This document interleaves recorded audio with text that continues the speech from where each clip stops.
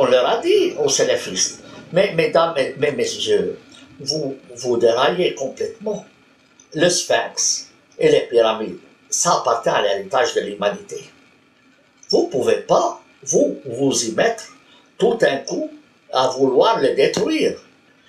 Donc, l'Égypte, s'il ne les détruit pas, parce que ça appartient à l'humanité. Les salafistes disent, on s'en fout de l'humanité. Nous, on applique notre religion. L'Égypte, c'est notre pays. Ce que les autres pensent, ça ne nous intéresse pas. Il l'a dit dans une vidéo à la télévision égyptienne. Hein? Quand il a fallu détruire les statues de Bouddha, les talibans afghans étaient incapables de le faire. C'est nous, les Égyptiens, qui étaient là, qui leur ont appris comment les détruire, et c'est nous qui les avons détruits. Tu vois la combine? Donc chez eux, ils attendent le moment venu. Et pourquoi Daesh, tout d'un coup, se met à faire de l'esclavage, à prendre des femmes comme captives, etc. Faire des choses horribles, décapitation, tout ce que vous voulez. Ils ont maintenant le pouvoir, ils l'exercent.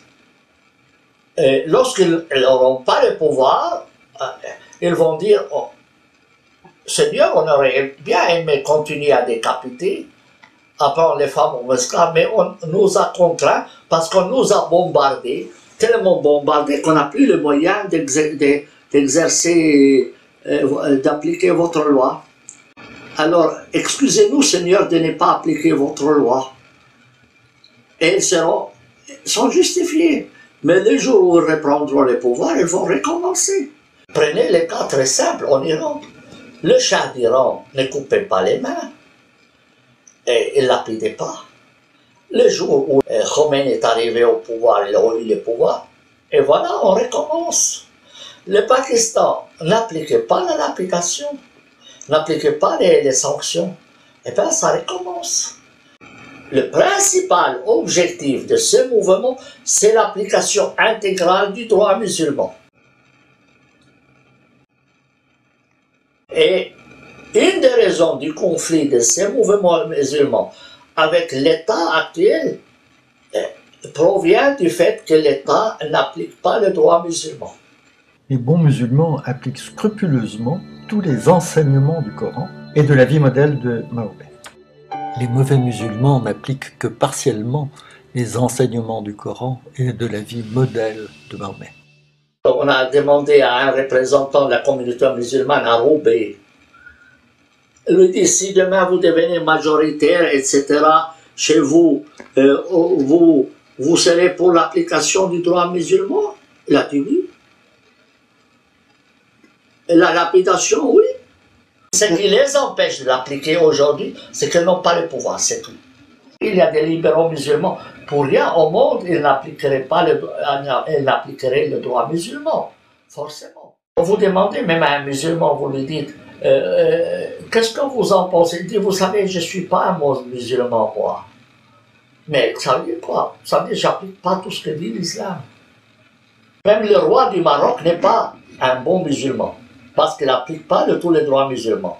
Les ministres arabes de la justice, qui veulent appliquer, couper les mains, couper les pieds, tuer l'apostat, lapidation, et ça c'est des vrais musulmans, le jour où ils l'appliquent. Pour être un bon musulman, il faut trois choses. Un, le chef de l'État doit être musulman. La loi doit être musulmane et les juges doivent être musulmans. C'est les trois choses.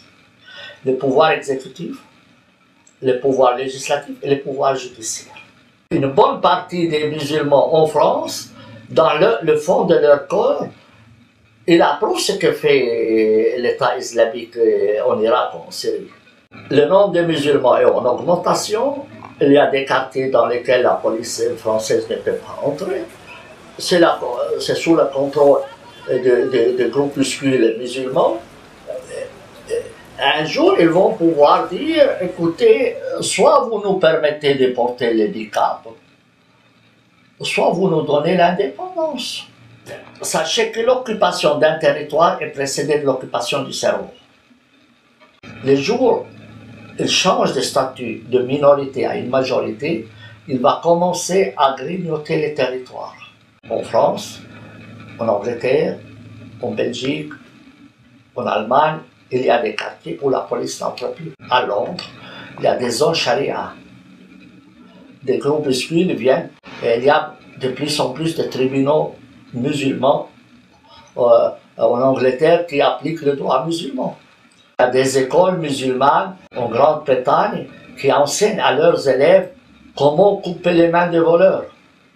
Mais lorsque vous apprenez à quelqu'un couper les mains des voleurs, c'est parce que vous pensez qu'il faut le faire.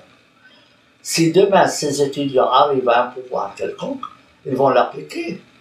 Alors on dit oui, c'est des écoles qui dépendent de l'Arabie Saoudite et les manuels proviennent directement de l'Arabie Saoudite. C'est très bien.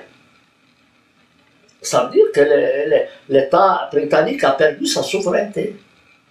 Alors, les frères musulmans sont le produit des écoles. Alors, à l'école, on a appris aux gens comme ça, et puis un jour, ils passent à l'acte. On commence à instruire les gens, on diffuse des ouvrages, sans contrôle. Parce que de tels ouvrages ne devraient pas être distribués en France. Ou s'ils sont distribués, il faut un avertissement. Mais même le Coran lui-même, il est distribué en France librement. Alors que c'est un texte qui incite à la haine, qui incite à la discrimination, qui comporte des normes pénales contraires aux droits de l'homme, qui impose aux musulmans l'obéissance à la loi de Dieu, donc tout ce qui est prévu dans le Coran. Et l'État français permet qu'un texte pareil soit distribué gratuitement sur le territoire français sans un seul avertissement. Le Coran incite à la haine et à la discrimination des non-musulmans et des femmes. Il propose l'application de lois contraires aux droits de l'homme. Le titre « Comment vous débarrasser de votre belle-mère au moindre frais en fabriquant des poisons pour marché ?» Mettez un ouvrage avec ce titre et vous le vendez sur le marché public. L'État va tout de suite séquestrer ça et dire « C'est quoi cette histoire ?» Eh bien, c'est la même chose. Le Coran, c'est comment peut-on se débarrasser de non-musulmans à moindre frais. C'est ça. La haine des non-musulmans, c'est dans le Coran. Alors, comment vous pouvez tolérer un tel ouvrage sans aucun avertissement, sans réagir, comme si c'était un ouvrage quelconque? Non. Les autorités suisses, françaises et allemandes ne se rendent pas compte qu'ils sont en train là de creuser leur propre tombe. Est-ce qu'ils savent au moins qu'est-ce que contient le Coran? Livre sacré, qu'est-ce que c'est sacré? Est-ce que c'est un livre de poison, vous l'appelez un livre sacré? Sacré livre, oui, mais livre sacré, non. Il y a un manque de discernement de la part des autorités suisses, françaises, italiennes, anglais, tout ça, en permettant la distribution d'un ouvrage aussi perverse. Pervers, n'est-ce pas?